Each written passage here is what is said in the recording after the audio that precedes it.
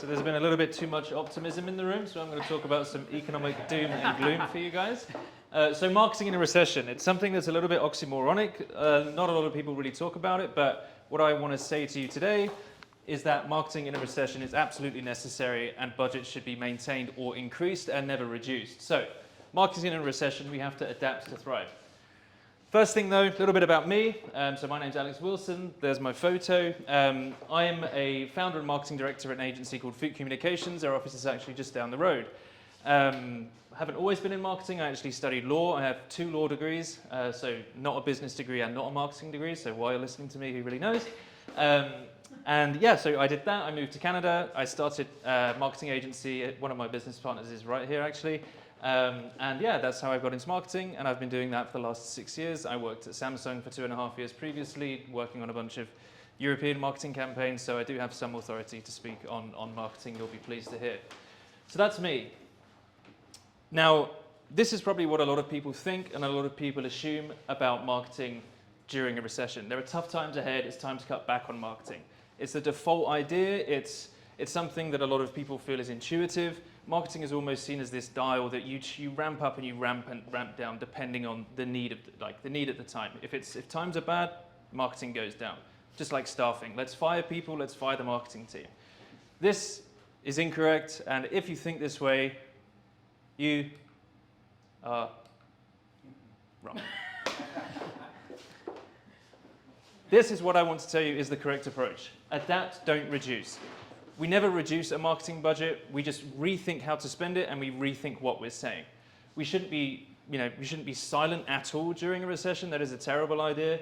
I hope that I will show this to you as the presentation goes on.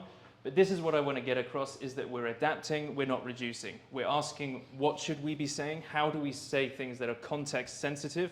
How do we appreciate where the customer is now? And where do we talk to them? We don't go quiet, but we ask, where are they now? Because where their attention has gone, we'll move. So we just have to move with them, but we never reduce. So, 2 parts of the presentation. First part is why marketing spend must be maintained or increased during a recession, and the second part will be, how do we do that? How do we adapt to changing economic need? But first, part 1, why we must maintain it. So, there are generally around 4 fears when it comes to marketing budgets during a recession, and I assume a lot of you will have similar fears. I'm sure you've thought these things consciously or unconsciously, but it's generally these 4 things that people worry about. You need to reduce or eliminate marketing budgets to stay afloat or stay profitable. Marketing is not affordable. We have to get rid of it. We have to protect the core business. Forget the marketing, forget the brand, we have to protect the core business. And finally, marketing is an expense. Well, the structure of this first part of the presentation is about flipping all of these on their head to the things that I say are the realities of the situation.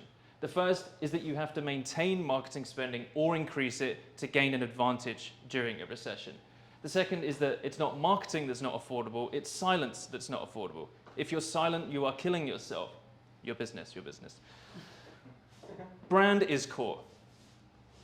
Business is core, brand is core, they're 2 in the same thing. The brand is the business. If you neglect the brand, you're neglecting the business itself. And finally, marketing is not an expense, it's never an expense. Marketing is an investment and it absolutely should be seen that way.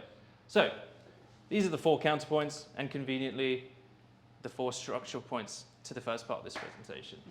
Oh, sorry. So, maintain to gain. There is a huge opportunity in a recession to gain share of voice, because everybody thinks the way that most people think, which is let's cut marketing budgets. We need to be quiet for a little bit. So guess what? There's a void. You need to take the share of voice that your rivals are vacating, and there's a lot of it because everybody thinks the same way. So there's a share of voice opportunity. Great example with a company called Recession. I was practicing that all day, and I still had to read it to be able to get it correct. Sorry, keep pressing the button. So Recession, I'd never heard of them either, but they are a huge conglomerate. They own a bunch of brands that you will have heard of. Dettol, Clearasil, Nurofen, Durex. There's a bunch of companies that they own, but they're a very, very, very big conglomerate. Now, during the 2008 recession, when everybody else was cutting spending, they chose to increase it. They actually increased their advertising spend by 25%. And according to The Economist, this increased revenue by 8% and profits by 14%. when all of their rivals who reduced marketing budgets saw their profits shrink by 10% or more. So they saw a share of voice opportunity and they took it. They spent 25% more in a recession and it worked. And the great thing is they got share of voice at a discount. Marketing is cheaper. No one's doing it. So you take the opportunity, you think the opposite way, you gain share of voice and you do it cheaply. So maintain to gain. The second thing is that silence cannot be afforded. So recessions aren't forever. According to data from Nielsen, 75% of recessions are over in a year, 30% of them are over within 2 quarters. So your gains in cutting a marketing budget are nominal, but the impact of cutting them can be catastrophic. It can last for years. If you're silent for those 6 months that year, everybody who got share of voice top of mind during those 6 to 12 months, during the bounce back, they bounce back hard and they bounce back well. You're bottom of mind for consumers. Your bounce back is affected and it's affected for a very long time. Recessions aren't forever. Take the hit. Otherwise, you save a bit of money for 6 months, 12 months. Afterwards, you're lagging behind. You will pay the price in the long run. And guess what? You people in this room, you now have this great information that your competition don't have. So you can beat your competition knowing that when you spend, you can spend your way to top of mind. So you bounce back stronger, you bounce back harder. So silence can't be afforded. Next is that the brand is core.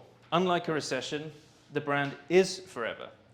So you invest in the brand, you invest in brands in a recession, and we'll come into the kinds of things that you should be saying. But if you invest in the brand during a recession, people will remember those brands. They will remember the brands that were there for them. They remember the brands that spoke to them. They remember they remember the brands that had their back. The brand is forever. People will remember these things, and they will remember the brands that had their backs. So the brand is forever, recessions are not. Protect the brand during a recession. And protecting the brand is protecting the business. So there's a couple of points here. The first is on pricing. Companies with a strong brand can maintain pricing and can maintain their bottom line way better during a recession than those who have not invested in a brand. The brand equity that you have helps carry the value of your products. You don't have to keep justifying the value of your things because your brand is doing it for you. The second part is loyalty. Companies that invest in their brands are the things that people are loyal towards. So during a recession, your core customers are the ones that are loyal to you, the ones that know you. Getting new business is difficult. The ones that will carry you through are the ones that you already have. If you protect your brand, you're protecting that loyal business. If you neglect the brand, you're neglecting those bonds and those connections that you've built with those people, and you'll start to lose that core business. So the brand is the business. The brand is core. And this is a great quote from the Harvard Business Review. A recession is also an opportunity because firms who are willing to be what customers need in a recession get to keep many of the new customers they get and cement the loyalty of those they already had, relating to the point that we just mentioned. And finally, marketing is an investment. The idea that marketing is optional is pretty dangerous. It's not at all. Brand spend is not optional. Brand building is not optional. It absolutely must be done, especially today. It's such a crowded field, and often very many products are the same. Brand is the way that we differentiate. And we should treat it like a stock. If you invest in marketing, it will yield returns. The idea is not that you invest in marketing and you get an amount of money back. It should mature over time. You should be getting an increased outcome from an investment in marketing, much like a stock. Again, the Harvard Business Review showed that there was the companies that, consumer goods companies, that invest in marketing and gain that share of voice during a recession, they successfully translate that share of voice into market share, and they maintain that for a long period of time.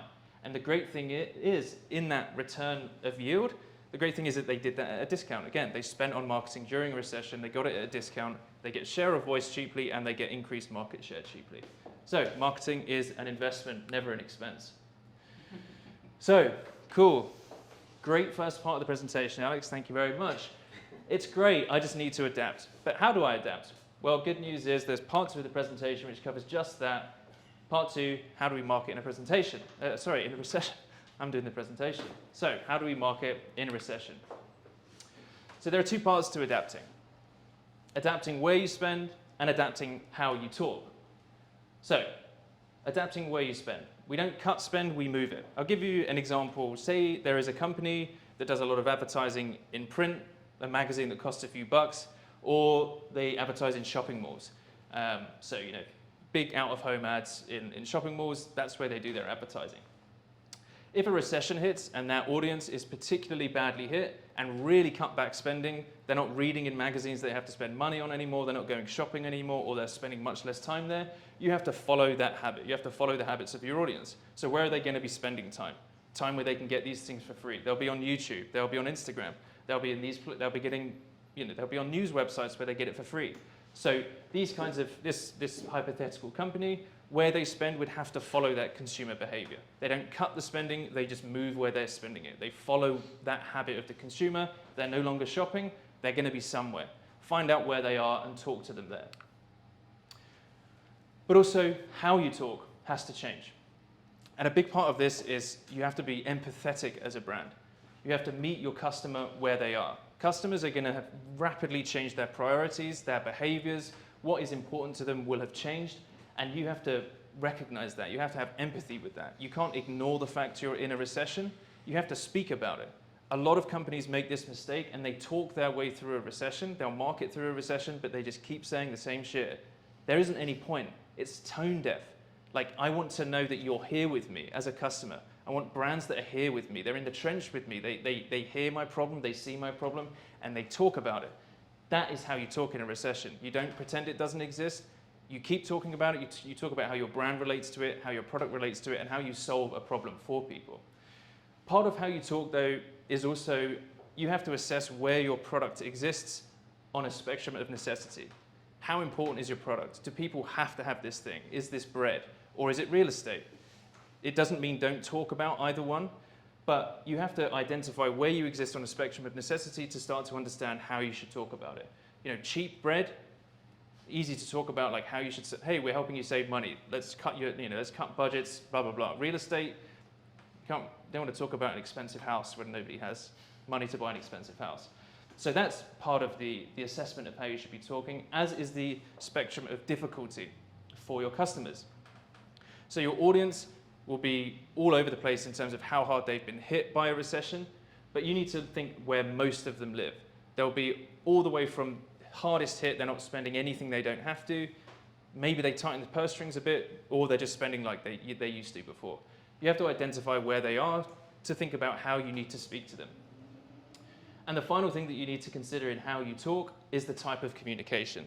If it's a brand communication or if it's a product communication. So, if you're talking brand level communication during a recession, you're just talking about your brand, you're talking about who you are, you're not talking about a product.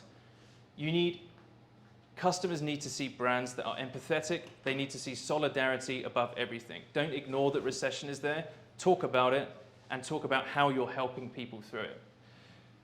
So you have to see your customer. I'll give you a really good example. So it's a downturn, but also it was the pandemic, but Coca-Cola did a really good job of this. If you think of Coca-Cola as a brand, they own happiness. It's happiness in a can, it's bubbly, it's excitement, it's friendship. The adverts are full of colors, it's beautiful. It's fizzy brown water in a can, but they've done a great job of owning happiness. But that is so tone deaf in a recession or in the pandemic. So what they did in the pandemic, they made brand level TV ads where they highlighted frontline heroes, the unsung heroes of the pandemic. And they just placed Coca-Cola things in the background. They didn't talk about Coca-Cola, they didn't talk about the product.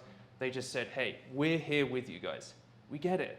Like, we're here for the good times and the bad. You can crack a can of happiness during the World Cup, but when times are tough, we get it too. Coca-Cola, superb example. Brands need to be there. They need to be solidarity, empathetic. LG is another great example. Just to bore you with some super exciting mobile company history. LG, that used to stand for Lucky Gold Star. They were the two companies that merged to form LG.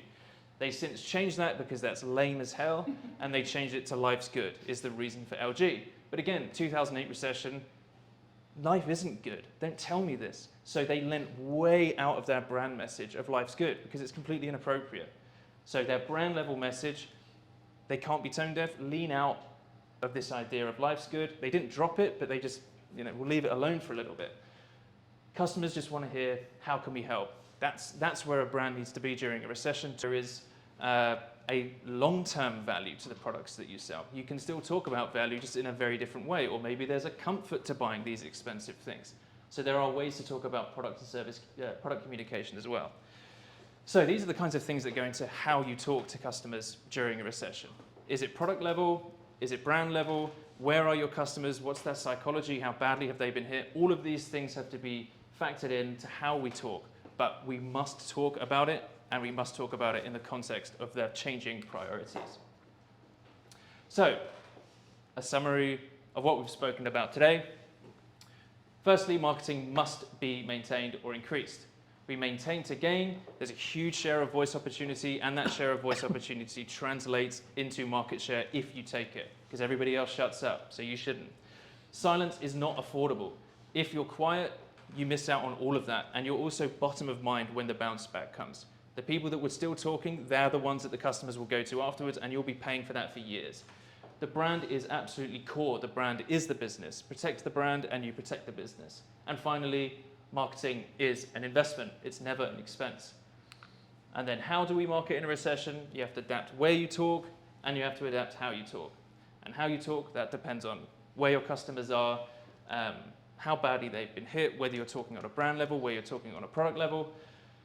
We have to adapt, but we have to talk about it. We have to talk about a recession, but just how you're helping people through it. You have to say, I see you, I get you, I hear you, how can I help? And that is how brands succeed when they talk their way through a recession. And why do you do it? Because you will win if you do. It goes completely opposite to the default way of thinking, but most people will stop talking.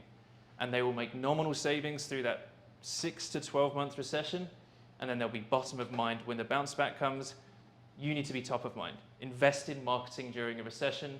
You'll be top of mind. You'll be stronger for sales during a recession, and you'll be stronger in the bounce back afterwards. Thanks.